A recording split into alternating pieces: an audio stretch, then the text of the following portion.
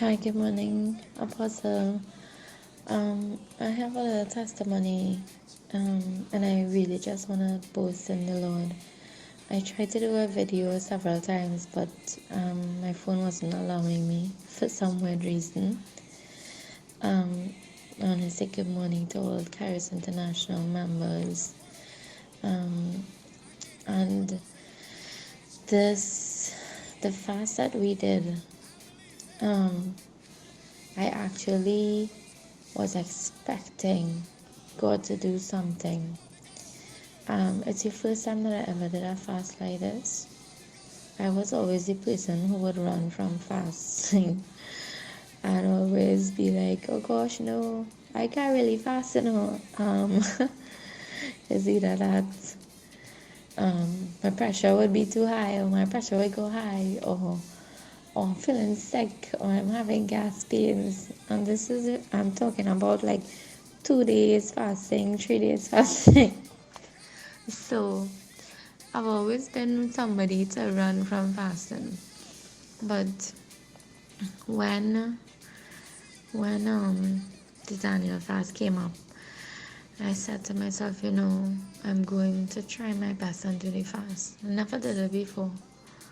There were many occasions during the fast when I had to be cooking for my family and having to find something else to eat. And I'd find myself seriously sniffing the food because I'm a real foodie, yeah? Like seriously sniffing the food, and I'm like, oh, gosh. At one point in time, I had to feed Gracie, and like literally take up the food with my hands and feed her the pieces of chicken in her mouth, and I'm like, I could just pop this piece of chicken in my mouth and just say forget it. But I'll tell you something, yeah. I felt like I had so much riding on this fast. It's like, you need some things to change and you need some things to break. It's like the need way more, is way more bigger and greater than the desire for food, or the desire to give in. And I held on to the fast, and coming to the end of the fast, I said, you know what? And I was talking to Sharada about it.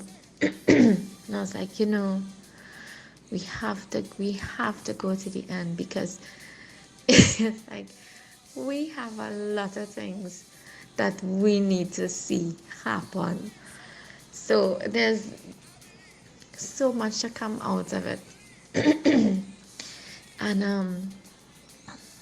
at work, I've been really kind of pressured, and they've been really taking away customers from me, and I don't know, like trying to really suppress me.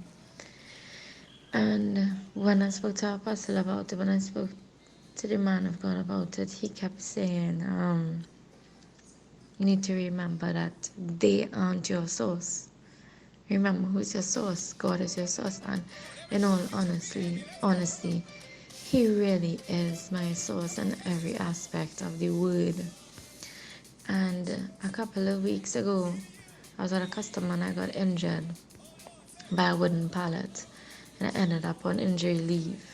So I'm still at home.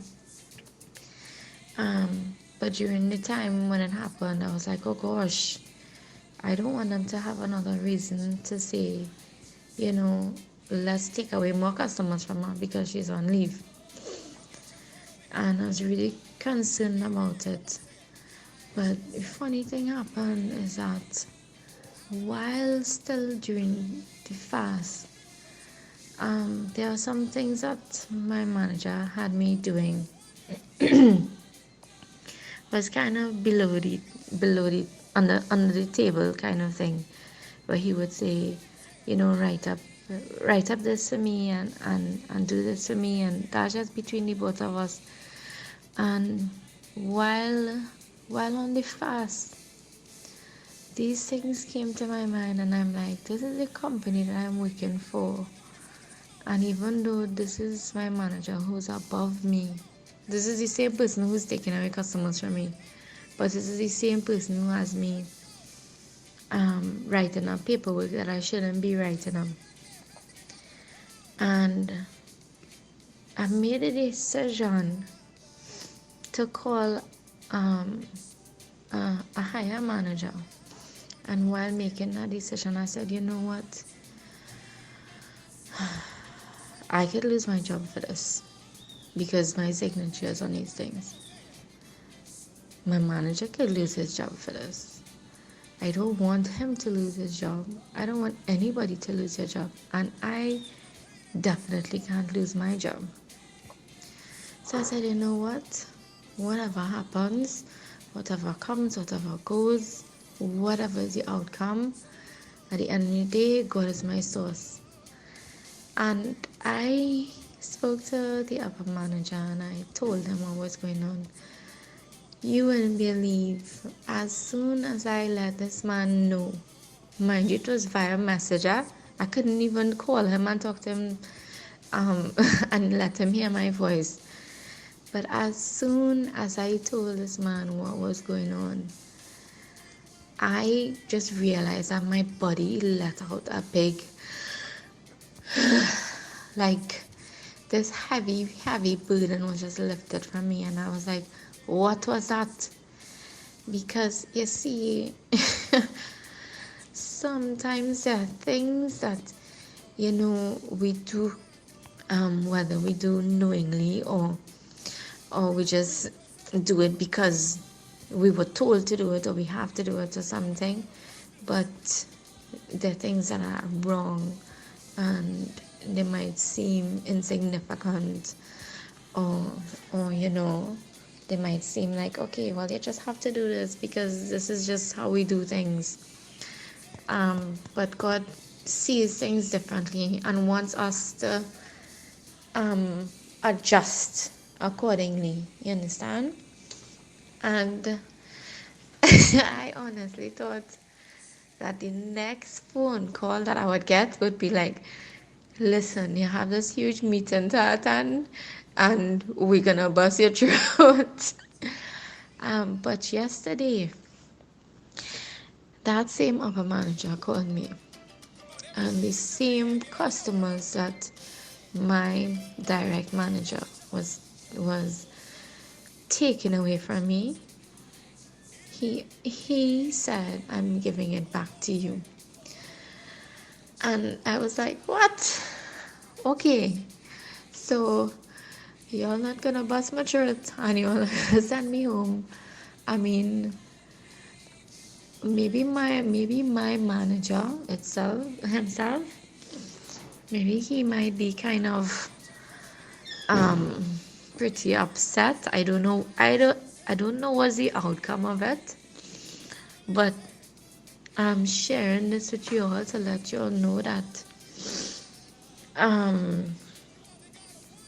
God really does show up, and He really does show up in a way that I wasn't expecting. And sometimes making that decision and saying I'm going to do the right thing, even though I don't know the outcome, and even though the outcome might be bad for me, but I just do the right thing and woosah and exhale and release yourself from that burden and from that heavy weight. Because honestly, that was a weight to me, and that was a weight during the fasting time that I was carrying. And it took the Daniel fast, and it took me being in that position to realize that there are some things that need to go. There's some things that need to move, and there's some things that we need to physically move, as a people, as followers of Christ. And basically, in order for us to move on to another level. So I'm making a boast in the Lord Thank you. Oh my gosh, thank you, Lord. I mean, I was really worried, guys. But now I just want to give God all praise, all thanks.